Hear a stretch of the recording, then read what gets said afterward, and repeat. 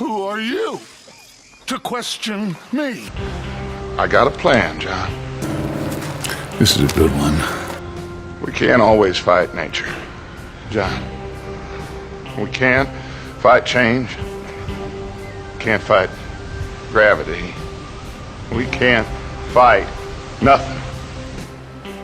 My whole life, I tried to fight change. It's a waste. I see that now. But I can't give up, neither. I can't fight my own nature.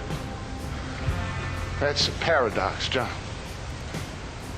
You see, when I'm gone, they'll just find another monster they have to.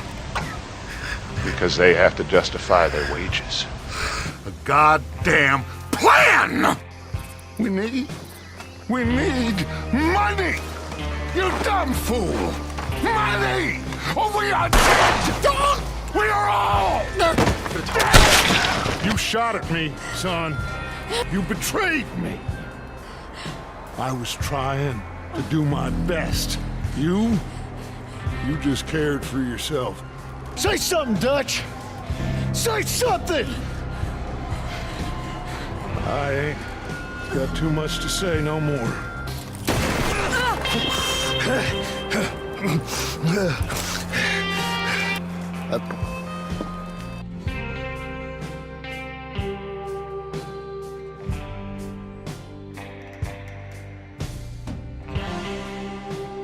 We have got something to live and die for. How awful for us. Mr. Milton, this place ain't no such thing as civilized.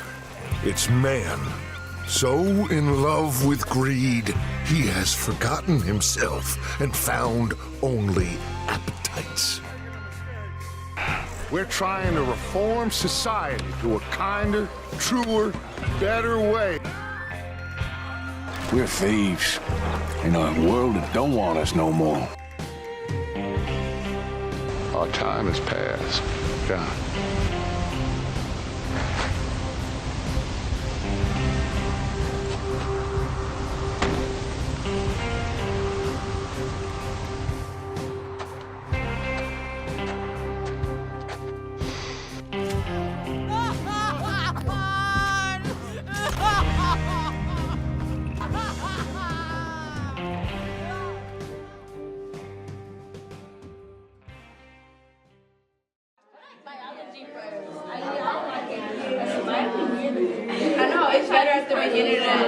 Hey class, it's me, Mr. Miles. Hey, we got an assignment for you. This ain't your mama's assignment. It's gonna be fun. Don't be video games, you understand? Video games. Oh goodness me. Oh me, oh my. Whatever shall I do? There is no video game worthy of an assignment like this. Hello, son. Remember me?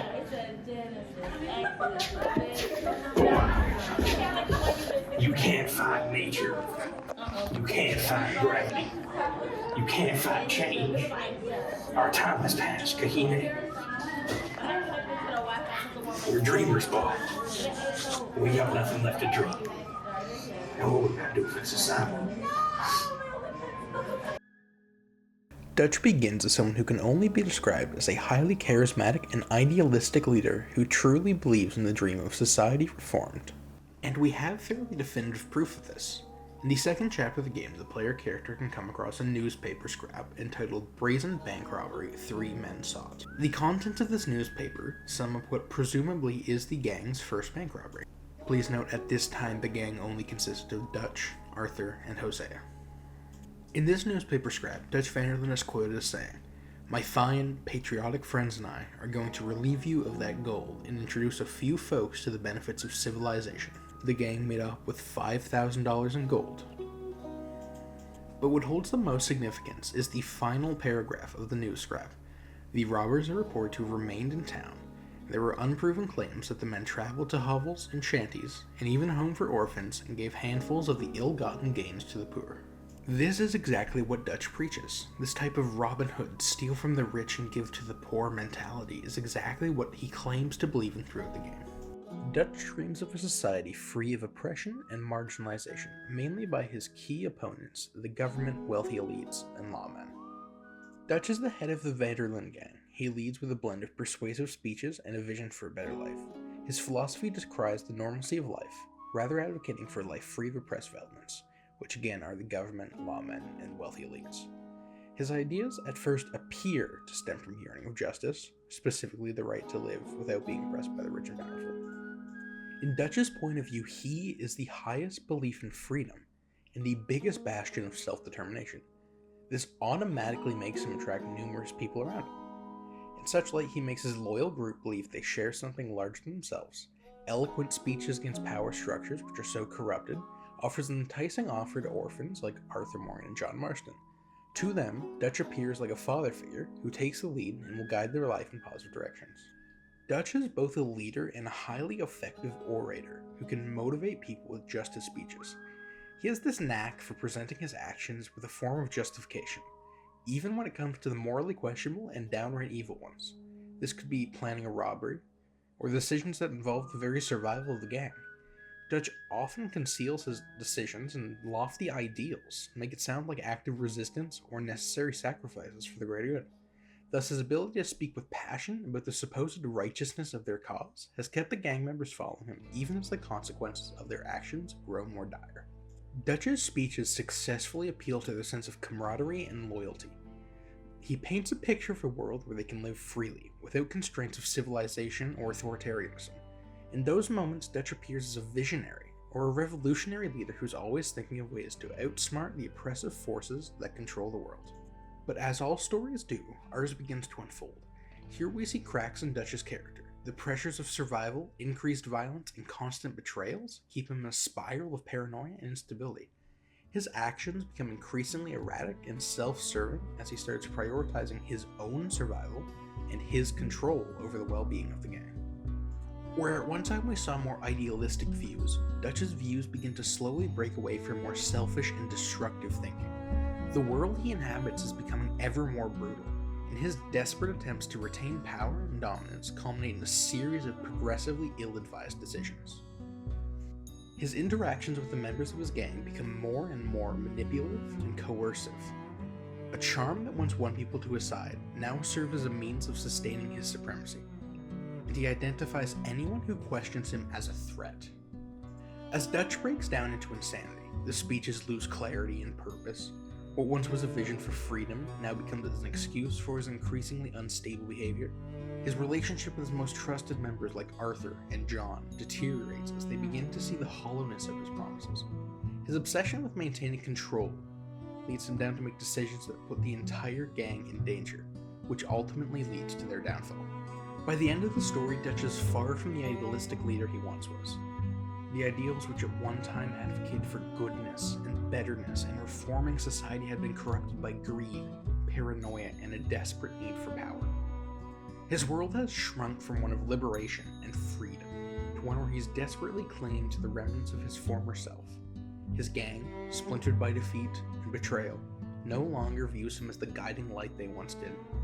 Dutch's tragic flaw is the refusal to accept reality, his inability to see that his dream was always unattainable.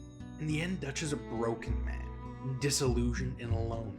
His downfall was because he could not balance his high ideals with the harsh realities of the world around him.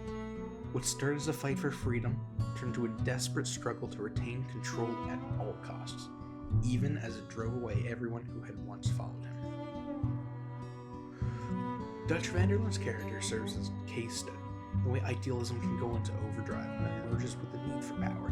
He's a tragic figure whose downfall is rooted in his refusal to evolve, adapt, or accept the consequences of his actions. His journey from charismatic leader to paranoid dictator reflects the breakdown of his original vision and points out the danger to unbridled ambition and the delusion of grandeur. Dutch's character shows us the destruction that one dreamer can cause, uncurbed by realistic circumstances. His legacy is one of broken trust, lost dreams, and the tragic cost of an ideal which will never be fully realized because it can never be fully realized. The symbolism of Dutch's character can be seen in most aspects, especially in his physical appearance. Dutch carries 2 identical revolvers plated in black, silver, pearl, and gold. His 2 revolvers are symbolic of his character. When sat in his holster, you only see the pearl handle, the silver, and the gold. But as he pulls it out and draws that revolver, you see the black tip, representing the darkness of his character. Additionally, his revolvers represent his honeyed words. He advocates for a libertarian society, unfound in the capitalist ways of the current world. However, he holds in his hand a pearl-gripped gun with golden engravings. By far the most ornate piece of weaponry in the Van der Linde gang's repertoire. On his hands he has rings. He has a lion's ring. He has his initials. He dresses in such an ornate way that it establishes without question that he is a tier above the gang. Dutch's outfits are the most elegant pieces of clothing in the game. The easiest spot in the game to find Dutch is in camp at his tent. We can see that Dutch's appearance is always consistent regardless of his outfit choice. There's always the fancy vest, there's always the striped shirt, and there's always black and red. The reason this is significant is because it shows how he views himself. Dutch's outfit is nearly identical to his main enemy, Leviticus Cornwall. This is not only because Dutch looks cool wearing the outfit, but it's because it shows how he is exactly what he hates. The only difference between Dutch and Leviticus Cornwall is that Leviticus Cornwall has the money that Dutch wants. The way Dutch dresses is important because we as the player from the get-go understand that he is the leader of the gang. We understand from the gold chains and the ornate vest and the rings and the hat that he is the one in charge. Dutch's ego is so ingrained in his characterization that when creating an outfit for his character, the developers remained consistent. Dutch always wears red, black, and gold. Dutch always has well-groomed and well-trimmed hair and facial hair. Dutch does not ever look like someone who sleeps in a tent in an outlaw camp.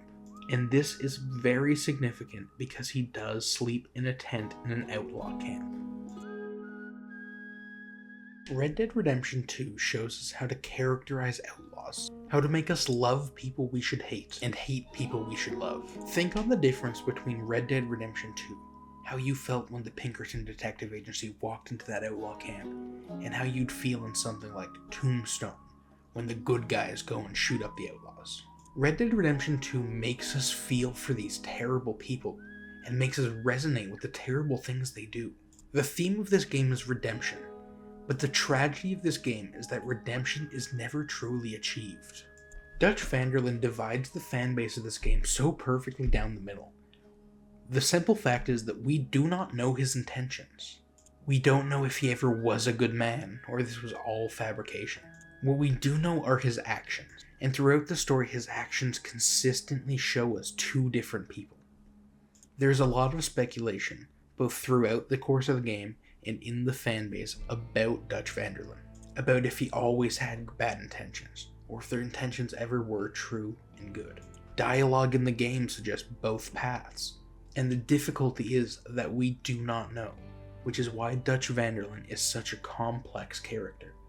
Was it a brain injury that caused him to spiral down, or was it just the constant descent, betrayal, and wounds that the gang suffered in the changing times? Dutch Van der Linde is certainly not a hero, but he's also not the most conventional villain.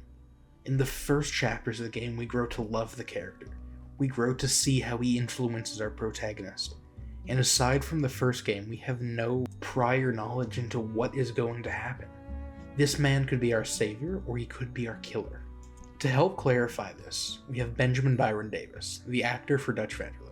I am going to do my best to be of use. We're set up, obviously, for Christmas messages at the moment, but this is not exactly that. Welcome. Okay, Kane. So, well, characterization, character traits, decisions, and growth throughout the game. If there was a central issue for us, and when I say us, I mean our director Rod Edge, I mean the writers Dan Houser, Rupert Humphreys, Michael Unsworth, and others, our production team, which was Rob Nelson, was was top dog for sure. But so there were a lot of creative forces that were brought to bear on developing Dutch, particularly in the second game. And one of the central question marks as we were working through it was, why did this group follow Dutch? And that was something that we had to play with tonally. There were some voices in the mix that thought that it should be that the gang stayed together because of fear, fear of what Dutch might do to them should they leave. And the sort of the model for that thinking was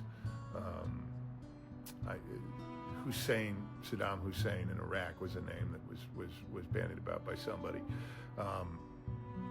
And then there were others who believed, as I did, that Dutch was persuasive and sincere, and it was, in fact, his charisma and his certitude that drew this gang to him.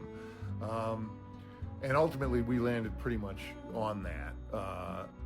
But that was an interesting question mark, and given the nature of how games are made, we were able to play with it, go very heavy in one direction, go heavily in the other direction, and try and find our way to the middle.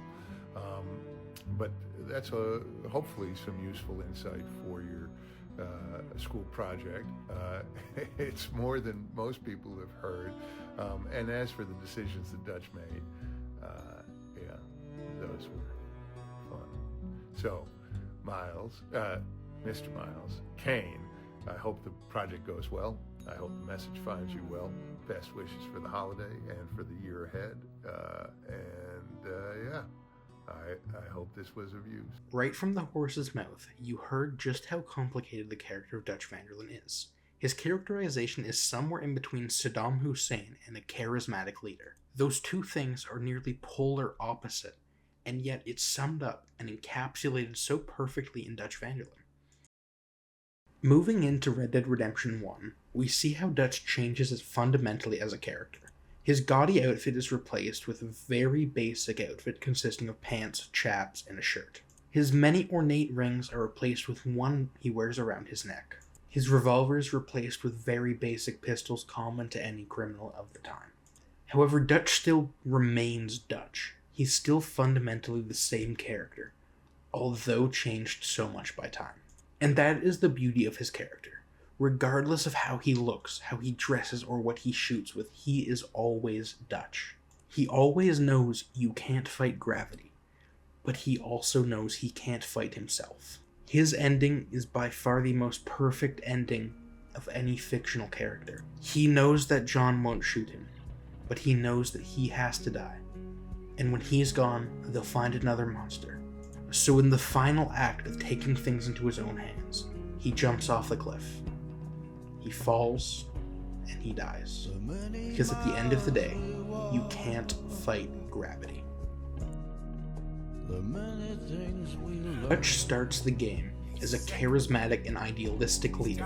However, he ends as a broken man, desperate for control, letting his son be killed in front of him. He ends up the very thing he despises, hiding in a cave like a common outlaw. No longer does he bear that glint in his eyes. No longer is he such a stunning orator as he was in the beginning. He is now a broken, defeated man. Is that his just desserts, or is that a cruel fate for someone who just wanted better? Was he ever able to achieve redemption, or did he get what he deserved? Jumping from a cliff, hiding from his former gang member. That, at the end of the day, is up to the player to decide if Dutch got what he deserved, or if Dutch is a tragedy. But regardless of if he's a comedy or if he's a tragedy, Rockstar gave us a complicated character, capable of goodness and evil, capable of falsehoods and truth, capable of words honeyed and coated in philosophy. They gave us Dutch van der Linde. Thanks go out to Aiden Borsvay, Xavier Danner, Benjamin Byron Davis. Thanks go to you for watching this entire essay, and thanks go out to the school computers for crashing every 20 minutes. And special thanks go to our drunk Taiwanese maid for operating the camera.